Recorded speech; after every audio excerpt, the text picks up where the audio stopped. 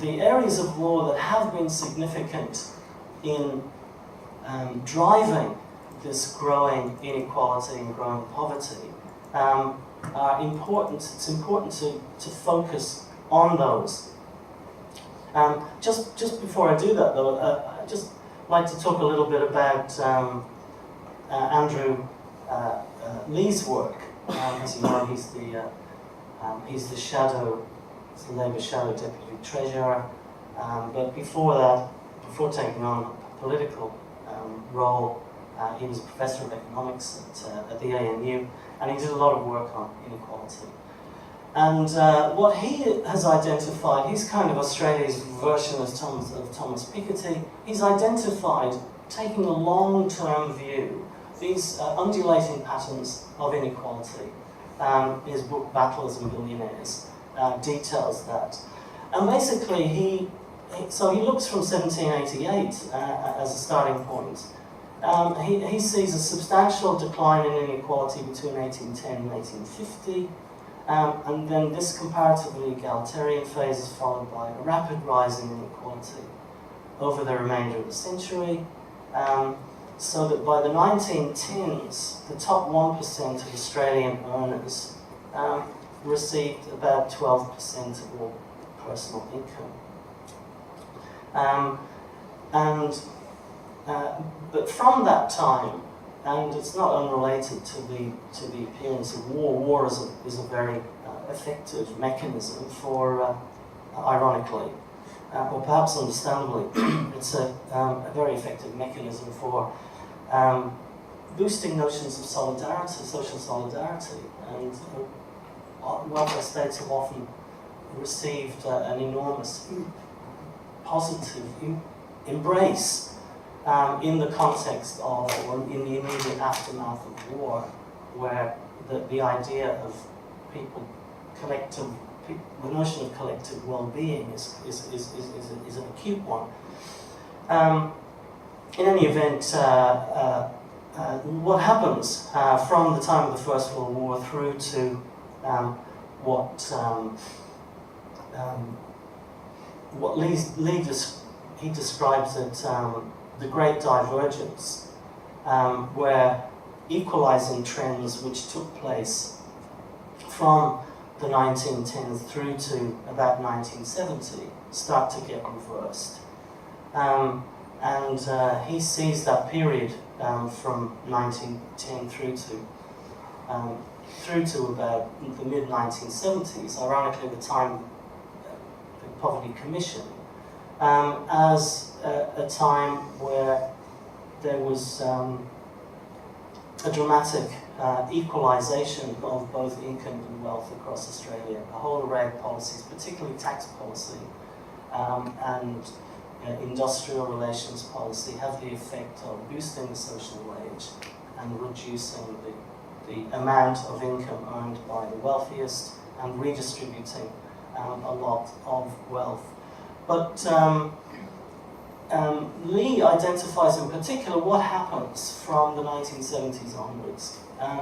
And he basically says that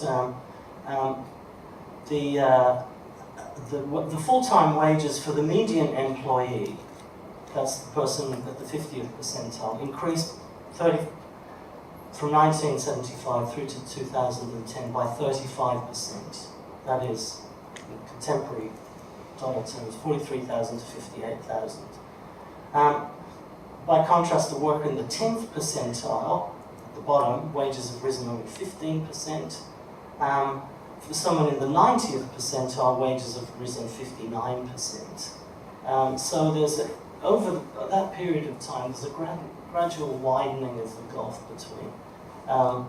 between the differences in different categories. And then he specifically looks at the upper end. From 1993 to 2009, average earnings of ASX 100 chief executive officers rose from $1 million a year, 17 times the annual average earnings, to $3 million a year, 42 times average earnings. So at the top, the result is that the share of the top 1% of income earners has recovered from the 5% they held in 1980 to about 9% in 2010. And the effect of the dramatic increases of the salaries of CEOs is that they have a kind of a magnetic effect in corporations that are slightly smaller, but they also have, rather perniciously, a magnetic effect on the public sector. The public sector has to compete with the private sector in some way.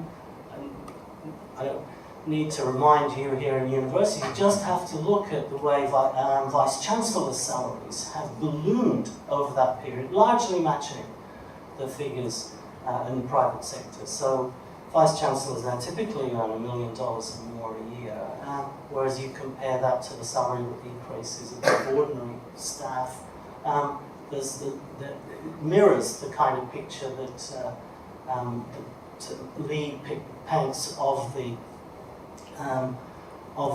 society as a whole, of particularly the private sector. And there's a lot more data in there that I could go into, but it's a similar picture in relation to wealth, of course, wealth inequality, and particularly the various taxation benefits, the negative gearing rules, the favourable capital gains tax rules for second and third and fourth properties just accentuates that. So there's some figures there in relation to the poverty line. Another factor, of course, is producing poverty. So there's maldistribution of wealth, greater inequality. But of course, the reason why we've got 13.3% of people in poverty is that the various welfare benefit systems have not kept pace with increases in median income. The only welfare benefit that's tied to the increases in the median wages is the age pension. All of the other welfare benefits are tied to the consumer price index. And where the consumer price index is very, very low, that means that people who are in receipt of non-age pension welfare benefits lag further and further behind. So the welfare system is basically losing its effect in terms of beneficial effect in terms of redressing poverty, dealing with poverty, and to address growing inequality. So I'll have to jump some of the other data I was going to rely on there. Just to come briefly to the kinds of reforms, again, legal reforms, because none of these policy changes, whether they're economic or taxation, can take place without substantial legal enactments. And just to identify 4 specific areas. In the area of tenancy, the one missing recommendation that has not been implemented in any state or territory that came out of the Sackville report was they said you need to get rid of no-cause terminations. Basically, this is the right of the landlord to be able to terminate a lease at the end of the tenancy without giving a reason.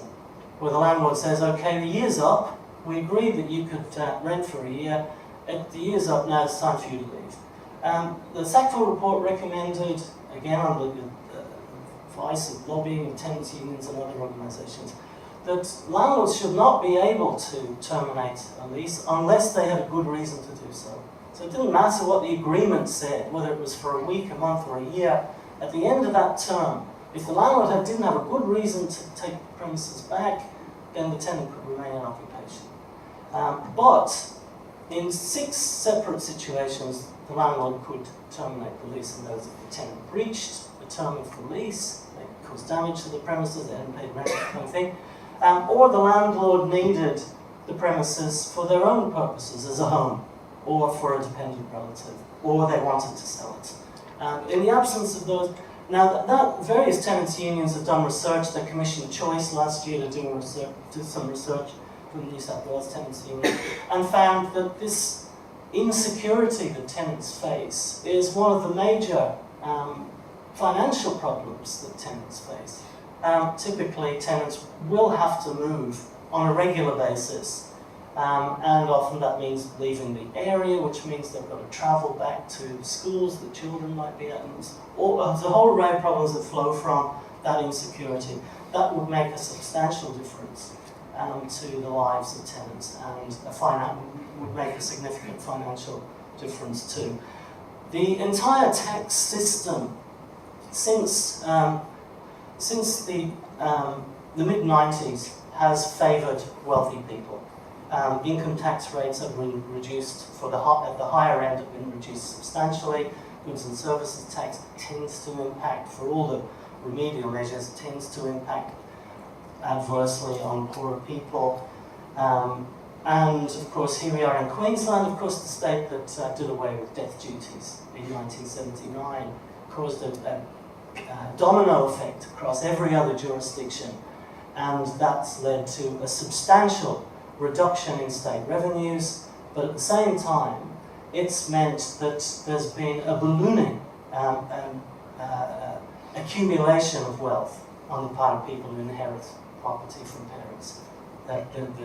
Estate duties are very effective mechanisms of dispersing wealth, and Piketty in particular does a lot of analysis of how this affects. But across the OECD, there's been a dismantling, the kind of neoliberal push, a dismantling of property taxes, and that's had a really substantial effect on the accumulation of land, particularly in the hands of a few. High income tax rates. Piketty does a marvellous analysis of how in countries that have kept very high tax rates for very high earners, they haven't had this explosion in CEO salaries. It makes sense when you think of it. If in Sweden you tax the upper tax rate is 70%, then boards of directors, when they think about giving Alan Joyce another $10 million in 2017 for all his good work at Qantas, I think, well, if $700,000 of this is going to the ATO, maybe it's not such a good idea. That's what Piketty found in countries like Sweden and France and Germany that didn't have this relaxation of tax rates at the upper end. They did not have the CEO tax salary explosion that we've had in Australia, they've had in Britain. It's even worse in the United States. Finally, very quickly, social security. The linking of welfare benefits, not to CDI but to median wages, is a critically important part in maintaining both equality and lifting people out of poverty. What's happened progressively to welfare benefits over the last 30 years is using the CPI reference rather than median wages, and that's because of low CPI percentage rates, that tends to be very low. And employment, well, I haven't touched on that. There's a huge story there. There's a chapter in the book which is very good that accounts for that. Of course, there's been an assault on unions, that's been going on for the last 30 years in various ways. Various legal rules changed to make it more restrictive, harder for unions to represent workers. And the statistics are clear. Unionised workforces get better salaries and wages than non-unionised workforces. The union rate now is down about 18.9% across the board. It's about 13% in the private sector. So it's hard for workers to get collective protection. So some reform of the employment law, I think, is necessary. So finally, in conclusion, there's been substantial change that's happened over the last 40 plus years since the Law and Poverty Report. And there's been substantial change for the better, we have to acknowledge that. But there's also been significant change for the worse. In absolute terms, the poor in 2017 are generally better off than the poor were in 1975 by most measures. Life expectancy is up, infant mortality is down. They're generally, the net income of poor people in Social Security today is higher than it was in 1975. The distribution of wealth is, inequality has got worse, but the absolute levels of income and wealth of the poor have got a little better, but nothing like the benefits that have accrued to people at the other strata. And the further you go up the income and wealth stream, the better people have done over the last 40 years. So I think, as I've shown, a fairer, more inclusive society is easily within our grasp. These reforms are not difficult to implement. That you would hardly say they're revolutionary. Most of them, all the recommended by tenancy reforms recommended by the Sackville report. The tax reforms were recommended by the Asprey Committee that the Whitlam government set up in 1974. They recommended more property taxes, taxes on shares and so on. A lot of the things that, again, that was a judge who presided over, just as Asprey. So none of these are radical. And so just going back to the Social Security position that was in place in the early 1980s, would substantially benefit it. So these are all achievable, and there's no evidence to suggest, in looking at countries like Denmark and Sweden and Norway and so on, and Germany, that introducing these reforms would affect national productivity. They wouldn't affect in any meaningful way employment levels. They wouldn't in any way diminish economic growth. So it's they're easily achievable, and the downside is negligible. But it won't happen unless we push for it. And after 4 decades of missed opportunity, there's no time like the present. Thank you.